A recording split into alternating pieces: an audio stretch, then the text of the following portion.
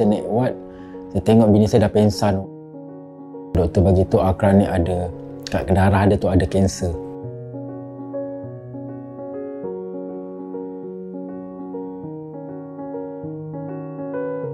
Nama saya Yuraimi bin Yusof. Saya ada 5 orang anak. Anak saya yang sakit ni, yang Akra ni, anak nombor 4 lah. Kita dapat tahulah yang Akra ni selalu demam. Jadi saya bawa dia pergi ke klinik kesihatan juga dekat Luar Gajah. Tak sampai 24 jam, kita tengok perubahan dekat perut dia, hati dia membengkak besar. Kita orang pergi ke Melaka. Doktor Melaka dah bagi tahulah macam Akra ni kanser ni bukan sekejap, lagi satu kos dia tinggi. Start daripada situlah kita orang punya life yang sebelumnya berubah.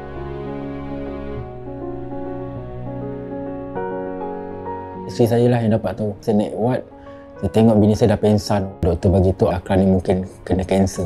Kita kena refer Akra ni ke KL. Masa tu saya fikir cakap, kenapa tak boleh ke buat kat Melaka? Sebab dekat KL saya tak ada rumah, tak ada saudara mara. Lepas tu kos lagi tinggi. Takkan saya nak pindah ke KL. Masa tu kita orang selalulah pernah adik naik motor. Kita orang baru balik ke Melaka. Petang tu doktor dah call, cakap Akra nak kena buat BNT besok. Jadi saya terpaksa swap dengan wife saya. Dia kerja, sementara ni saya yang jaga Akra. Saya cakap dengan wife, kita kena survive dulu. Nanti rawatan dekat KL nanti kita ikhtiar sama-sama.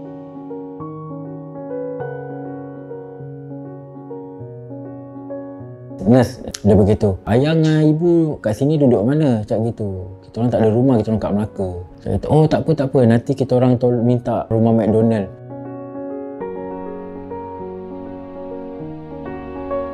Masa first kali drop back je dekat depan rumah Ronald McDonald ni, saya rasa macam terkejut. Saya kata ni bukan bilik. Kalau kita masuk je, kita rasa kita kat rumah kita. Dalam tu cukup. Ada dengan toilet dekat dalam, lepas tu katil pun selesa, besar apa semua. Akra pun cakap rumah dia dekat sini. Kalau dia pergi ke Melaka tu kira macam dia pergi berjalan jumpa abang-abang dia. Rumah Ronald McDonald ni memang banyak membantu. Memang dia bantu kita orang keluarga yang susah kat sini. Apa yang pihak Ronald McDonald, staff-staff dia ataupun siapa juga yang berkait dengan Ronald McDonald ni yang bantu keluarga-keluarga macam kita orang ni memang dari hati lah. Memang cakap nak membalas tu memang tak boleh lah apa yang diorang buat, sebab diorang buat kita orang ni macam lebih daripada darah daging sendiri.